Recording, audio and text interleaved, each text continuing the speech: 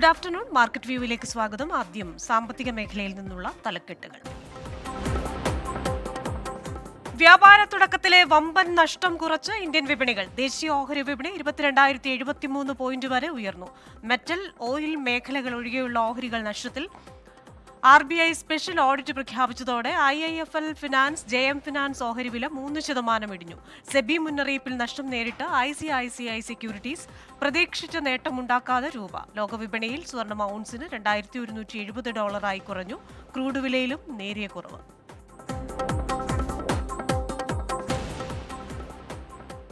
നടപ്പ് സാമ്പത്തിക വർഷത്തിൽ $5 ബില്യൺ വായ്പ നൽകാൻ ലക്ഷ്യമിട്ട് ബ്രിക്സ് ഡെവലപ്മെന്റ് ബാങ്ക്. കോവിഡ് കാലത്ത് തിരിച്ചടി നേരിട്ടെങ്കിലും സാധാരണ നിലയിലേക്ക് തിരിച്ചെത്താനായെന്ന് ബാങ്ക് വൈസ് പ്രസിഡന്റ് സൗ ക്വിയാങ്ങു. മറ്റംഗങ്ങളെ അപേക്ഷിച്ച് കൂടുതൽ നിക്ഷേപങ്ങൾ ലഭിച്ചത് ചൈനയ്ക്കും ഇന്ത്യയ്ക്കുമെന്ന് സൗ. ചൈനീസ് സമ്പദ്വ്യവസ്ഥ ഈ വർഷം 5% വളർച്ച നേടുമെന്നും NDB വൈസ് പ്രസിഡന്റ്. ഡൊണാൾഡ് ട്രംപിന്റെ അറ്റ ആസ്തി $6.5 ബില്യൺ ഉയർന്നു. ലോകത്തെ അതിസമ്പന്നരായ 500 പേരുടെ ബ്ലൂംബർഗ് ബില്യണയേഴ്സ് പട്ടികയിൽ ആദ്യമായി ട്രംപിന്റെ പേരും. ആസ്തിയിൽ $4 ബില്യൺ വർധന. ആസ്തി വർധന 29 മാസം നീണ്ട ട്രംപ് മീഡിയ ആൻഡ് ടെക്നോളജി ഗ്രൂപ്പിന്റെ ലയന പ്രക്രിയ പൂർത്തിയാക്കിയതോടെ.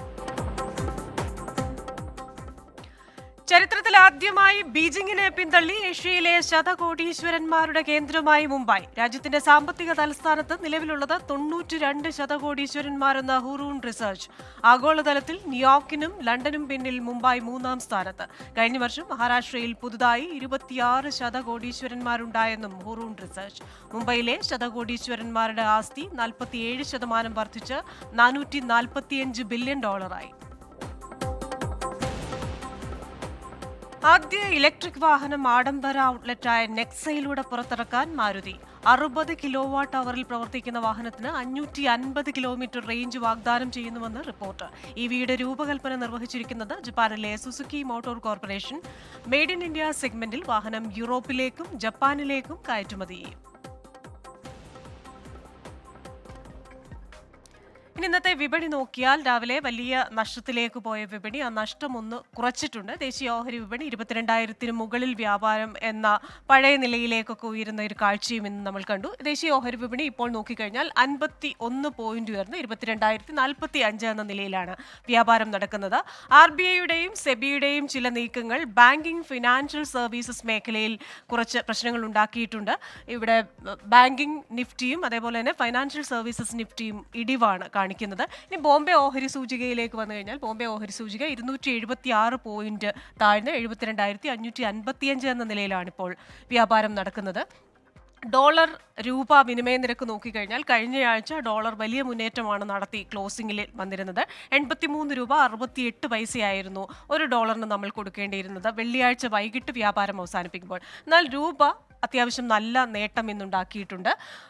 6.068 അതായത് 68 പൈസ കൂടി 83 രൂപ 34 പൈസ എന്ന രീതിയിലാണ് ഇപ്പോൾ ഡോളറിന്റെ വ്യാപാരം നടക്കുന്നത്.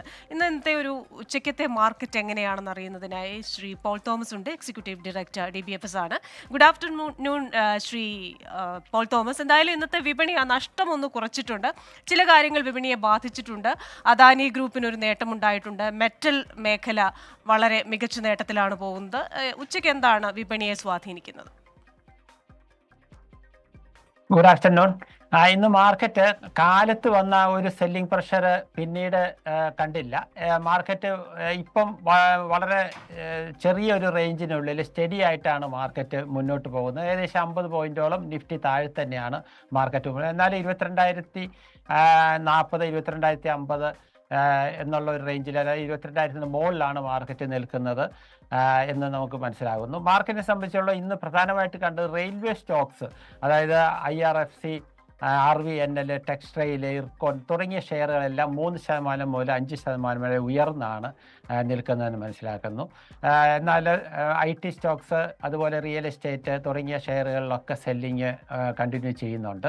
മാർക്കറ്റിനെ സംബന്ധിച്ചോളം ഞാൻ കാലത്ത് പറഞ്ഞ മാതിരി ഒരു റേഞ്ച് ബൗണ്ട് മൂവ്മെന്റ് തന്നെയായിരിക്കും ഇന്നും നാളെയും മറ്റന്നാളും നമ്മൾ എക്സ്പെക്ട് ചെയ്യുന്നത്. ശരി, ശ്രീ പോൾ തോമസ് ആണ് നമ്മോടൊപ്പം വിപണി വിശകലനത്തിനായി ചേർന്നത്. ഇനി ഇടവേളയാണ്. ഇടവേളയ്ക്ക് ശേഷം ഗുഡ് ആഫ്റ്റർനൂൺ വിത്ത് ഹാഷ്മി തുടരും. നമസ്കാരം.